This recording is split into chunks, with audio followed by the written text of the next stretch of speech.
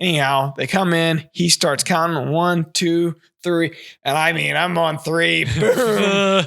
Boom, boom, boom, right away. This segment of DOD TV is brought to you by Leupold, American to the core.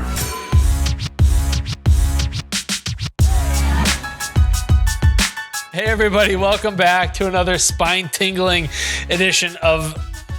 God, I almost called it the Thinking Woodsman Show. It's not that. Hey, what? Can we go with the people who pay you? Yeah, why don't we do that? Let's go with that one. This segment of DOD TV is brought to you by Leupold, American to the core. Hey everybody, welcome back to another episode of the Drury Outdoors 100% Wild Podcast. I'm Tim Chelsvik. I'm Matt Drury, and we killed turkeys. Yeah, we're turkey killers. Pretty much. If you need tips on how to kill turkeys, this is where you come. That's what she said. Like we don't have a guest today. We don't have a guest today. So the wheels have already fallen off. Yeah. So we've got some shout outs to get to. We'll get to those in just a second, but a super tease. Your turkey kill, I don't think I've ever seen a kill like that. The synchronicity on it was amazing. Well, thank you, Tim. So thank you, and thank Aaron Bennett, because you guys had a plan down. It mostly is Aaron. This is mostly due to Aaron. Gotcha there. But how you guys, we'll talk about that. All right. Let's shout out our people. Let's start shouting. All right. You want the first one, or you want me to take the first one? Why don't you grab that one? All right. Back to the Woods Outdoors on YouTube says, no kidding. Turkey hunting is hard. Have been having trouble getting on one with a bow. Had one 50 yards away from me. Practically dead. Just if he had a shotgun, 12 gauge. Actually, I shot my bird last year with a 20 gauge at 57 steps. I didn't realize that until he stepped it off. Yeah. It was an intense moment. But it worked. Yeah. He was walking away. He'd had enough. That's right. And Taylor Johnson on DeerCast, referencing the Michael Waddell show, he said, I think it's awesome when companies with different partnerships and competitors can still work together and be a voice for the outdoor industry. It doesn't happen near enough. Good work. And he was specifically talking about the Mountain Dew partnership and how Waddell's working with them, and we are too. Yeah. And I think in general, even about different partnerships, competitors, that he's referring to how Michael, obviously Realtree, and we're Mossy Oak, and we have a bunch of different sponsors, but that really doesn't matter. I mean, the industry is super small. If you're in the industry, you know that, like, it's very, very small. And so everybody's pretty much friends. And if you're not somebody's friend in the industry, there may be something wrong with you. Yeah. Because this is pretty much a good old boy network. 100%. So, all right. Thanks for the shout outs. We always appreciate it. So we need to remind people, don't keep this show to yourself. Tell people. $200 is $200. We'll give you money. Tell people about the show. Yeah. So, this show, we really need referrals, basically. We need you to tell your friends that when they're like, hey, man, you got a cool, hip new podcast to listen to? Hey. You say, hey, pal. Yeah, I got one. It's called the 100% Wild Podcast from Drury Outdoors. And then your friend will ask, are you having a stroke right now? Your voice sounds awfully bizarre. That's my announcer voice, Tim. Oh, okay. Hey, you don't like it? You scared your family with your announcer voice. Yeah, and many other things. The dad yelling voice. Yes. The why is the TV on voice. The why are the lights on voice. We try not to hit people over the head with like, hey, push the show, like tell people about it. But we probably have swung the pendulum too far one direction. We don't really tell anyone about this show. No, in fact, you never see Drury Outdoors promote this show. It's maybe one of our best kept secrets. If we just had a team of social media posters that could do that for us. That's not a bad idea. Scott is glowering. Yeah, we need to put one more thing on Scott's table. Yeah, it'd be great if any of them wanted to help me do that, promote this Imagine stuff. that. So do tell your friends, your family, loved your ones. enemies. I don't care. Especially your enemies. Tell anybody. Because we sure appreciate it. And we could use a few more questions of the day too. Absolutely. All right. So start with your turkey hunt. You archery killed a turkey. Yeah. last week. Despite all the odds, kill the gobbler. You know, it's funny when it comes together, you start to feel like maybe I do know what I'm doing. This hunt happened like some of Mark's hunts. It's like, no, it just kind of happenstance fell together. But it was a property where this was my last season getting to hunt it. Like it's literally changing hands at the end of May. So this was a ridge where I had killed my first ever turkey, and that was with a bow. It was a Jake. It was with a bow. This bird died exactly in the spot where I was sitting when I killed that first bird. That's cool. It was just a cool kind of full circle. Yeah.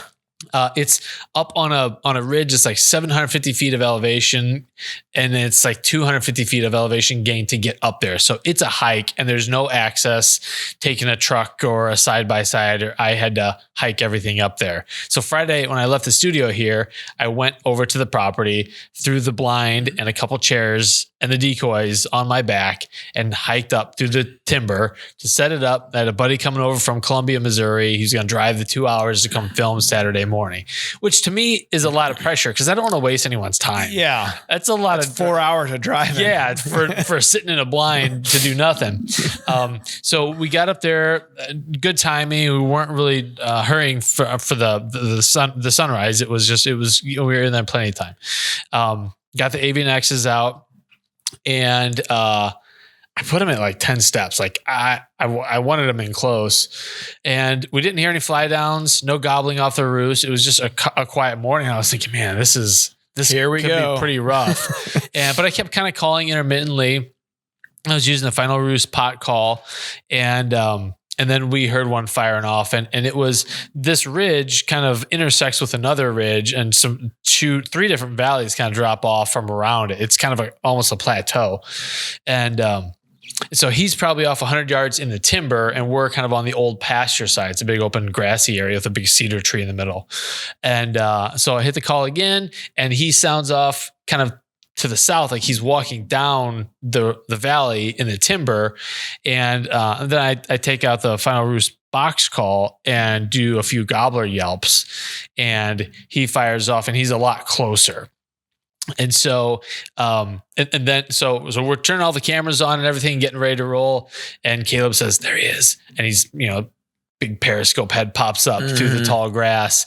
And I gave him one last little set of yelps, with the pot call, and he locked eyes on the decoys and strutted out. And he's probably at 40 yards at this point. And my buddy's never run camera before, so this is his first. I was like, and before we started the hunt, I said, just tell me when you're on the bird so I know that you're on him. And so he's looking at him through the cedar tree, and he's like, I'm on the bird. It's like, okay, I have no shot, but it's good to know. Good to know. Yeah. Are you recording? So the bird's making a big kind of loop around the cedar tree that's dead in front of us. He goes out of my blind window, so I got nothing. And Caleb is like, he's coming towards the decoys. And so I come to full draw, and it's just weird because I'm sitting on the left side of the blind. I got nothing to see here. I am a freak about keeping everything black behind me. I'm at full draw, just waiting. And when he shows up, he's at like 8 steps. It's crazy to have him show up right there. And I'm kind of following him, and I've got a seam in the blind that's, of course, right in the middle of where he's at. He's on the left, then he's on the right, and then he's on the left. And he was in the decoys, and I really wanted to let him fight and put on a show. He strutted up at this point, but I also know there's a lot of things that can go wrong. Don't take it for granted. I need to just take the shot. Yeah. And he was so darn close. All I see in my sight housing are feathers. I mean, it's just, he's bigger than the sight picture that I have. And so I let him have it, and the arrow kind of, I got full penetration, but the arrow's kind of sticking out one side still, the fletchings are. Yeah. And he starts flapping, takes off, and he flaps his way into the fence line. That part was crazy. How he kind of flapped. It's like flying on the ground. It was crazy looking. Never really seen that. And you're always afraid of hitting a wing bone, because if you do, they can still run away. There's just no guarantees with an arrow. And a lot of guys say when they archery hunt that they prefer the arrow to stay in the bird because it messes them up a little more, makes it harder for them to move, to sneak through fences if they happen to run, those kind of things. So he was down, and I think that was like just before 7:00. So we'd been in the blind for maybe an hour and a half or so. Nice. Not very long. And you just, when it comes together, at least me, it still seems surreal. Like, I can't believe that all happened. And we got it on camera. Yeah. It was an awesome hunt. But great bird, 23.8 pounds. I haven't measured the spurs or the beard or anything. I'm just happy to have them. That's pretty awesome. Then I cooked the tenderloins for Caleb for lunch that day. So it was a little bonus. We pan fried them. Oh, so I bet that was good. It was delicious. Butter. Yep. So that bird's in the books. Now I can kind of focus. I got a few buddies that want to try to kill a bird, and I don't have any real desire to kill a second one. I don't really need to. I don't feel like at this point. So, well, congratulations. Thank you. Not easy to bow kill them. It's no, and people give me a hard time, and rightfully so. It's not a normal thing to do. Now, could you gun hunt on that piece? Yeah. Mm-hmm. Man. I mean, I gotta be honest. When I watched the hunt, I thought, man, he would have just dropped right there if he'd have shot him in the face with a gun. Mm-hmm. Yeah. There would have been no getaway at that point. But your way is much harder. Yeah. Sure, in some odd way, it's satisfying. There's the right way, the wrong way, and the Tim Chelsvik way, which is really the wrong way, just harder. Hey, it was a cool hunt, though. Thank you. Yeah, very good. And kudos to Caleb for his first time running the camera. Yeah, he didn't do bad. Did a good job. We got a bunch of different angles on it. It's up in DeerCast right now. You can see the kill right now. Check it out. Just like your hunt. That's right. There are a lot of parallels. Listening to your story of the hunt, there's a lot of parallels of how it went down. Two mediocre turkey hunters. Yeah, but that ain't no lie. Shining down on them. Yeah, exactly. So for my hunt, so I got a new lease. Aaron Bennett and I went in on a new lease together, and I had shared the story last time or two ago on the podcast about how we hunted kind of a mid-morning hunt there, and guy came up, and there's an access road on there. Yeah. And he just came up to cut wood. He had no permission to be on the property. Just one of those deals that just, what can happen or what can go wrong. Murphy's Law. So anyway, Aaron and I talked about it, and we're like, all right, if we're going to have some success here, we need to really be there at daybreak. It's about an hour. It's probably an hour and 5 minutes away from my house, which isn't horrible. But when you talk about daybreak for turkey hunting, you're talking about rut hunting a whitetail, basically like getting up I got up at 3:30. Actually, I set my alarm for 3:30, but I woke up at like 2:30. It's like if you got an early flight, I don't know if you're like this, but I can't sleep. So I kept waking up, and I went to bed at like 9:30, trying to make sure I got some rest, knowing I would wake up several times. So 3:20, I woke up, and I'm like, all right, I'm up. Let's go. Let's do this. So we get out there. I meet up with Scott and Aaron, so Scott was coming to film, and Aaron and I, the night before we discussed it, he had been getting Reconnex pictures, cell pictures of two longbeards together. The day we hunted there, we saw 3 jakes and some hens, and the landowner that owns it, he also hunts there, and his wife had killed one on opening day, and he kind of talked about it being a couple more. So this spot actually, it was worth picking the lease up just to have a turkey spot, because my other lease has really not much for turkeys, and it's very random whether or not you're going to see one there. It's almost not worth hunting turkeys there because it's that random, and that's even further away from the house. So anyway, Aaron went in and he roosted the night before. He pretty much pinpointed where these two were at. And so we got within, I'd say, 100 yards of where they were. And so that morning, it was fun because the day before I had just picked up this new tracker off-road electric, the EV. And so I had brought it out, and, we piled on a blind, 3 chairs, 3 decoys, the 3 of us, 3 turkey vests, 2 guns.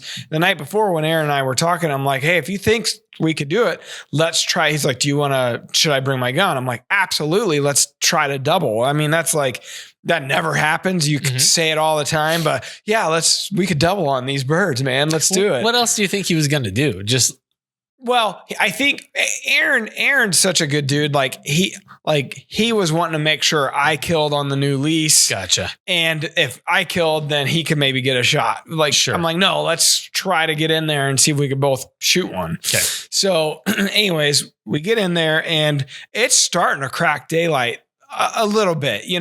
We're still far from sunrise, but I'm like, man, we got to get rolling. So we, flew in there on the electric buggy. We, get the blind popped up. They get the decoy set out. We get the camera set up. We got a Tacticam and a Verb and a GoPro. The whole time you're 100 yards from the birds. Yeah. And I'm to the point, I'm like, we got to get moving, guys. We had I kind of parked the tracker off road, a couple 100 yards away, but fairly close. And it was getting to the point where it's like, we got to get in this blind at the very least, get that in the blind. sense of panic as the sun, as the sky is turning a little pink out there. It's like, oh, I don't like that. So we get in the blind. We're kind of getting situated. Aaron's got his gun out. I got my gun out. I'm on the right. Scott's in the middle. Aaron's on the left. And all of a sudden, they fire off. Nice. And they are close. And Aaron, I could just tell by looking at his face, he's like, they're close. And he's like, they flew down. I didn't realize it. He's like, they're on the ground. And it was not it. I don't know what time it was at this point, but it's right around where it's legal shooting. Sure. We may have to wait a minute kind of thing. Uh-huh. And so we're trying to figure out the cameras. He's like, they're on the ground. They're coming. Get ready. So the whole point of it, we were going to try to put my cell phone in this little hawk hunting, I don't know, monopod thing that we attached to the camera that Scott was running. And I'm like, okay, put this in here. I turned the camera on, but we didn't hit record yet. And then we're looking for the Tacticam remote because I got 2 Tacticams on my gun, and there's a Tacticam that Scott set out on the decoy. All we got to do is hit the button. It's a circus. And hit to record all of them. Yeah. And we had even a little cardboard box that I had brought because it had the batteries. It had not only the Tacticam, it had these new GoPros, it had all these extra cameras. Well, the Tacticam remote was in that, and it was in front of, it was just too far away to grab because Aaron's like, they're coming. So it's a real goat rope. Even though we had a plan, and even though we had all these cameras, and even though we thought they came so quickly. That's what she said. That we couldn't. Good job. We couldn't get on them in time. Couldn't get everything on in time. Yeah. I couldn't believe it because this never happens this way. The plan is actually working basically. Yeah. And I couldn't believe it. So they came in basically running. We had a HDR, Avian HDR Jake, the Avian HDR breeder, and then maybe a lookout or a feeder. I forget which one. And they saw those decoys, and I think that Jake just really ticked them off. Yeah. And they charge in. And so, we're ready. And the night before we talked about it, if they come in, we're going to 1, 2, 3, shoot.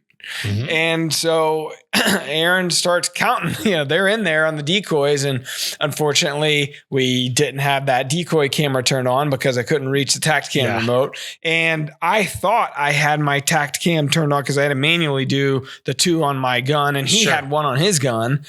So we would manually turn those on. Well, one of mine was in dark mode, the one that was on the FTS, which is the actual scope camera. Yeah. So no LEDs, no indication it's on except for the buzz. Yeah. And usually I use that all deer season that way. I prefer it to be in dark mode because the light, especially if you're in the blind, it's bright. Yeah. And a turkey, I don't want it spooking on that. So shouldn't have been a problem, but things were happening so fast. I hit a button, I hit another button, and looking at this, I'm looking at that, and turkeys are in front of us. And I apparently had it on and I turned it off.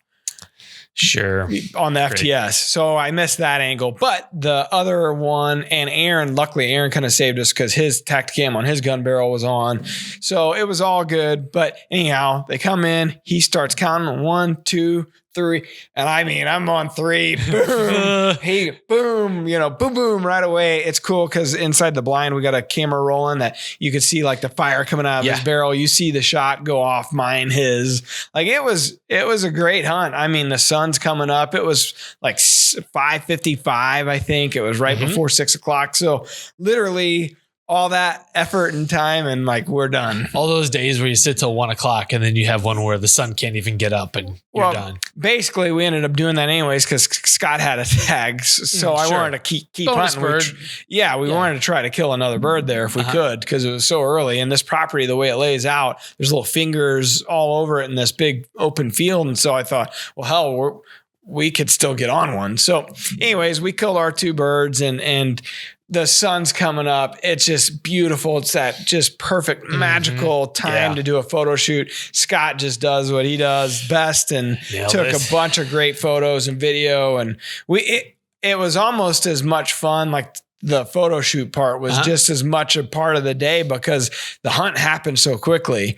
But it was a great day. And we went and we tried, we were on another bird. We couldn't coax him off the neighbor's property on our side. And we tried for a while. And finally we kind of threw in the towel and we went and got, we killed so early. We were saying, hey, we're going to go get breakfast, but then we kept hunting and we ended up hunting. Sure. It was lunchtime. So we went and got lunch, barbecue. And there you go. Celebrate. It was just a good day. And, I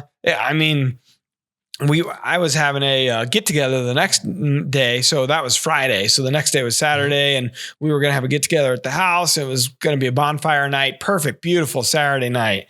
And so I had cubed up the turkey breast and had to sit in buttermilk all night. And then we used that new Totally Wild seasoning and threw that in there. And man, it was really good. Well, I cubed up both sides. So, cause I didn't know how many people were going to be there. And this is, for me, was like an opportunity to like none of these people hunt that were coming over. So be the ambassador. Yeah. So, and I did that last year too. And the neighbors and my brother-in-law and sister-in-law and everybody came down and, they just loved it. And so I thought, hey, here's another chance. So timing worked out really, really good in that regard. And Scott came over and we fried up that turkey and ate it right there the next day and everybody loved it. And it was kind of like, I don't know, the reason why you do it was so fun. And that's the way you wish it was every time you went, but it's rarely ever that way. Right. But man, it was a good time. And getting that first bird, like, I don't know about you, but like, I felt like a major relief. The first thought that came to my head was,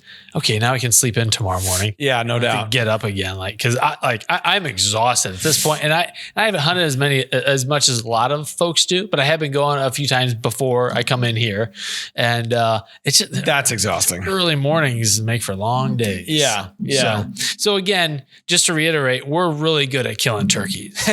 Probably some of the best people we know. At least one a year, one every other year. That's 60% of the time. 60% of the time, it works every time. It's one of those deals where I love turkey hunting. We talked about I love it so much more than deer hunting. And I hunt way less for turkeys than I do for deer. I don't understand, but I think it's just that social. Man, it was just when it comes together like that, it's just so fun. And I know it is for deer too, but that's a long grind of like 4 months. Yeah. Where your wife hates you. Yeah. More so. Yeah. And usually I'm not with anyone during deer season. So to be able to kill with a buddy, like I haven't seen Caleb in a long time. So it was cool to have someone to share it with. Yeah. And just for someone to he's never seen a turkey get killed before. And so for him to come out and right off the bat to see that happen, that's cool. Yeah. Yeah. It's fun stuff. Here's to next season. That's right. I mean, there's still time as we're recording this, there's still time to hunt. And I know you may take somebody out. I'm starting a home remodel project and gutting the kitchen and all that. So I'm done pretty much. Like it couldn't have happened in a better time frame. Like I'm like, all right, I killed it. She was happy because we were having people over. She loves eating it, like, oh man, awesome. And Cameron, I had texted home that morning. I'm like, it killed, here's the kill. And Cam's like, his response back was awesome. Is dad coming home early today? One. And then the second thing was, we're going to be able to fry that turkey up tomorrow for the party. Like that, even he was thinking that. He's on the program. So it was awesome. Sweet. Yeah. All right. Well, we're killers. All right. On to the next thing. Let's do the question of the day. Question of the day is proudly brought to you by Leupold Optics, makers of an all new line of performance eyewear offering both ballistic protection and rugged good looks. Speaking of rugged good looks, Hello, my name is John Watson. I live in Baltimore, Maryland, and my question is it possible to find public land available in the state of Texas, or is it all private land? You have to go through an outfitter. Thank you. Thank you. I hope John. you researched this one because, as always, I just sat down. I'll take my pack outs out, but these are an example of the Leupold Very good. optics. I didn't know if you would have told me ahead of time, I would have wore mine through the I whole should have podcast. Given you a show sheet before Like that we meme started. where the glasses go down on the scorcher somebody. Yes. All right. There's over 1 million acres of public accessible land in Texas. I'm not surprised because Texas is gigantic and everything's bigger and better in Texas. So you would imagine there's a bunch of public ground, but I wonder how the hunting is on it. Yeah, I mean, it's obviously good enough for people to go out. I know the Texas Parks and Wildlife Department does a nice job of managing game in the state.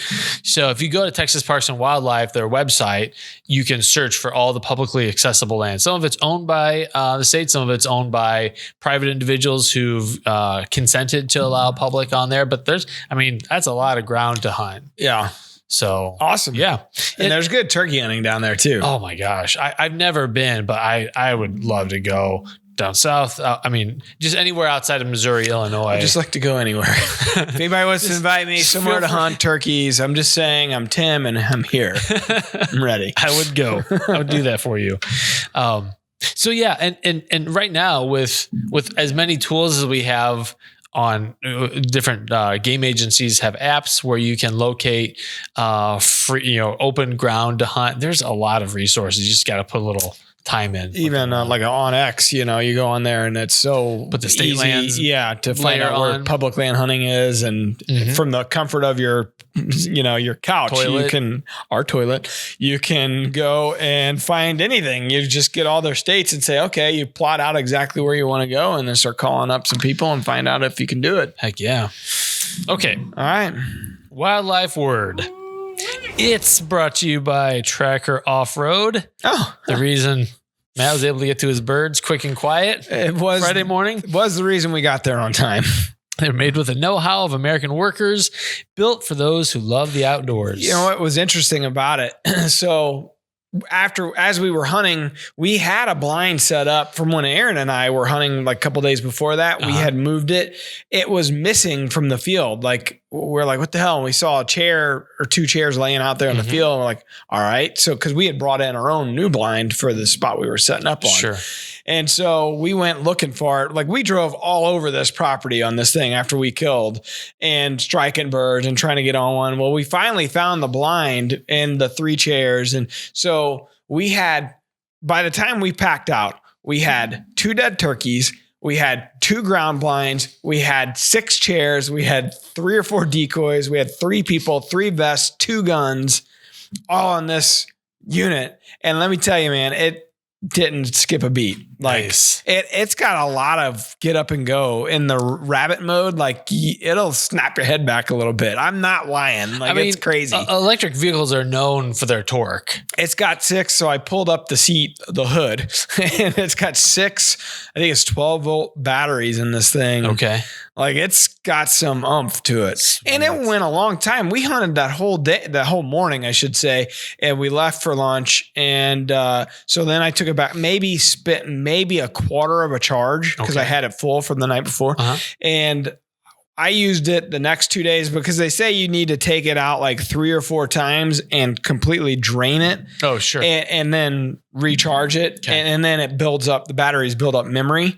And so I wanted to drain it all the way. Well, if I left it at the lease or left it somewhere, we wouldn't be able to do that. So I took it home and I've been trying to drain it down and then fill it back up, or charge it back up. It took me all weekend, just finally yesterday. So 3 days, 4 days later is I finally had to plug it back in. Like it lasts a long time. Sweet. I was pretty impressed with it. So cool. Maybe someday I'll get a ride in it. Whee! Or maybe not. You gotta earn the right to ride. Take that back. Dorothy Mantooth is a saint. Okay, the wildlife word. Hen turkeys stay on their nests, incubating them for how many days, Matt?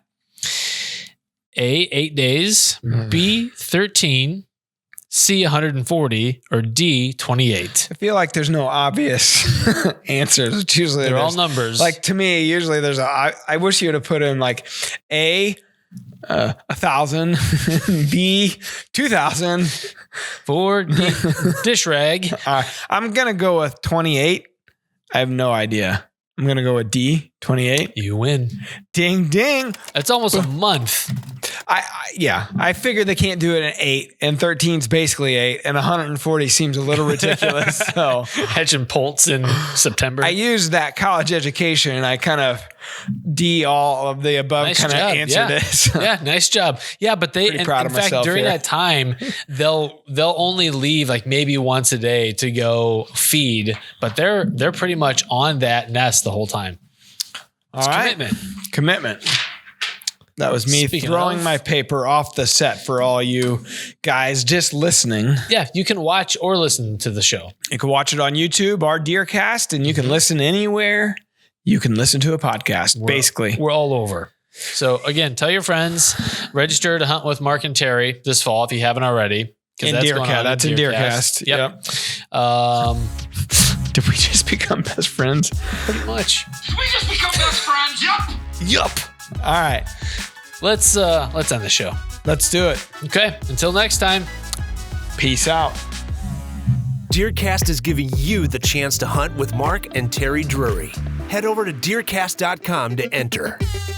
We're adding new videos every week, so make sure to click that subscribe button and check out all of our amazing content. This episode of DOD TV was brought to you by Bass Pro Shops and Cabela's.